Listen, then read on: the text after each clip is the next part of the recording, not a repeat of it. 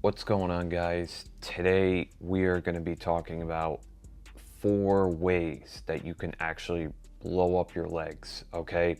A lot of people really struggle with growing their legs and really don't know what to do about it, right? They don't know what training techniques to do.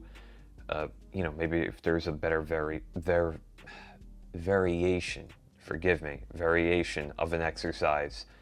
So today I want to go over a couple tips and tricks, four in particular, that could help take your leg size to and strength to the next level. So the first thing I would do, okay, is break up your leg training, right? Your leg training is, you know, very crucial in the sense where you kind of have to split your sets up throughout the week. Okay, so for example, let's say I'm doing 8 sets of quads a week, 8 sets of hamstrings a week, and 6 sets of glutes. I don't want to be doing that all in one session. Okay, the reason I don't want to do all that is because the quality of the sets are not going to be great. I'm not going to be able to get, you know, uh, the max benefits, I guess, from the exercise. Okay, if I'm not pushing, at least close to failure, uh, I'm not really going to be seeing the benefits of doing those sets. So what I would do is, distribute the sets evenly throughout the week, whether it's 2 or 3 times a week. You have to hit legs, okay? But you're distributing the sets. It's not like you're going in doing 20 sets of legs each workout, okay? So distribute your sets properly when you are making your training routine, okay? So that, let's say you do 4 sets of quads one day, those 4 sets are like extremely close to failure, okay? And you're actually making sure, that they're quality sets. You're not sacrificing the quality to just, in order to cram in a bunch of sets. And you don't want to have to do that, okay? Distribute the sets, essentially. It's going to help a lot, a lot, a lot. And then psychologically, too, when you think, oh, okay, I only have 4 sets of quads to do, so I'm going to give it 100%. You're going to do it. You are going to do it properly, okay? Versus, I got 20 sets of legs. I'm just going to drag myself through it. Like, you don't want to end up in that kind of scenario, okay? Second thing, when you pick exercises for like quads example, right? You really want to pick exercises that are going to isolate the quads as much as possible, such as a quad extension, uh, a hack squat, things like that, things that are really going to isolate the quads and you'd really be able to take them close to failure. Okay, because for example, let's say you do a barbell squat. A barbell squat is a awesome exercise. Don't get me wrong. It is an amazing exercise.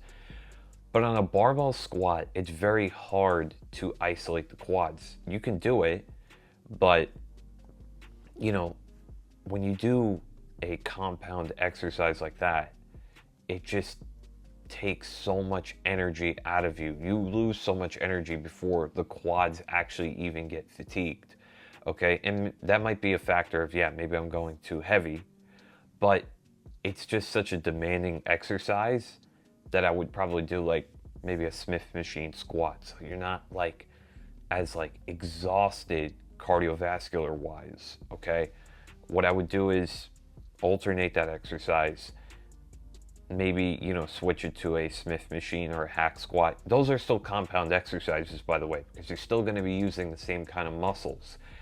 But there's just something psychologically easier about doing those exercises. I don't know what it is, and I can't pinpoint that, but every time I do barbell squat, I just feel extremely exhausted, even if I'm not going super heavy, okay? Like I'll feel like I'm out of breath and I feel just super fatigued by the time I get to the second or third set, which is, it could be a good thing, but it's also not a great thing when I'm trying to push the muscles as much as I can. I feel like maybe my lower back can kind of get into the movement and kind of not help with the isolation aspect of trying to isolate my quads.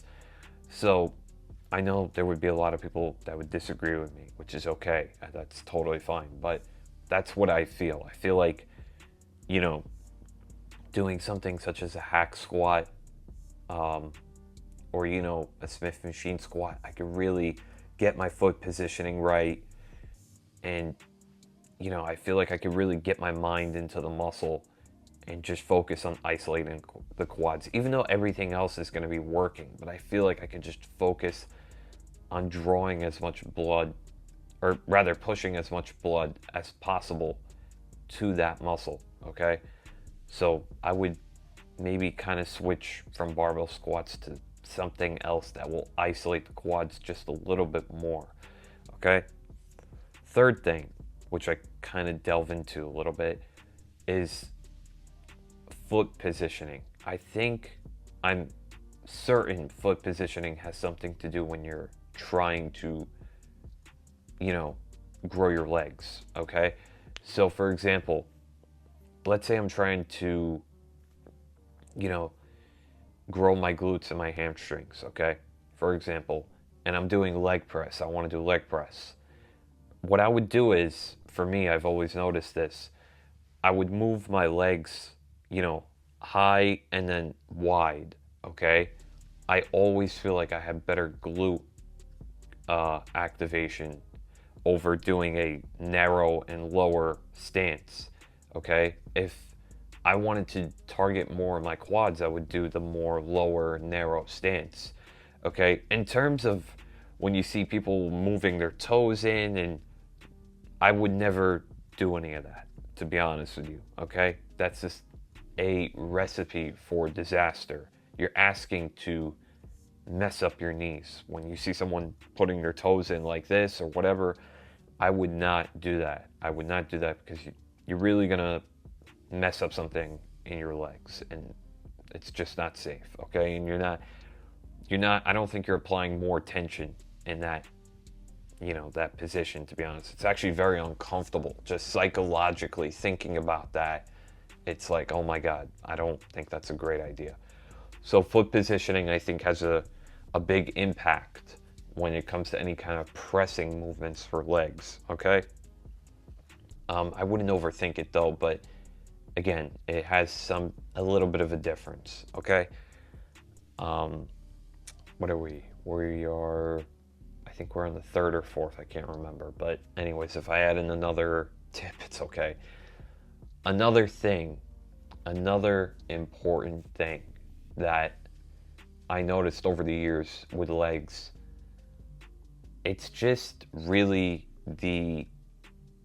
it just takes so much time to build. A lot of people want big legs super fast. It just takes time to build, especially if you're not genetically gifted in the leg department. Okay, so you just have to give it time. You have to give it time to grow. Okay, you have to do the right things to allow them to grow too, like proper technique, proper range of motion, proper tempo, proper intensity. All these things are going to help grow your legs. Maybe adding weight to the exercise incrementally. Okay, all that stuff is going to help build up your legs. I tell that to a lot of people, right? You could, miss one of those things and it could mess up your leg training possibly. So I would try to really nail all those things down as much as you can. And the last thing, I think it kind of ties into the first point, which is the frequency of which you're hitting your legs at. The frequency and the volume is important. Okay, if you have a lagging muscle group, it might just need an extra set, might need an extra 2 sets. I'm not saying add 50 sets. I'm not saying that. But maybe you need to add a little bit more, just a little bit, okay, of something. All right, so let's say you're doing, again, 8 sets of quads or something, and you just don't feel like it's enough, right? I could do a little bit more. Add in another set, see what happens. You could have 9 sets, okay? If that gets easy, add in a 10th set. But once you, I think, max out at a certain point, let's say you're doing like 16, 17 sets, if you ever reach that point of quads in a week, I would at some point look for a deload week, because I would imagine at that point everything is just shot. Your energy, your performance in the gym. I would look at a deload week, probably bring the volume back down, and then kind of start that cycle over again. So I hope you guys enjoyed that video. Kind of a short one, but again, I just kind of narrowed it down to what are really the important things when it comes to leg training, okay? Because I see a lot of people mess this up and they are looking for a way to actually grow their legs. So again, I hope you guys enjoyed the video. If you liked it, drop me a like, comment if you want to see more videos like this. I'll see you guys in the next one.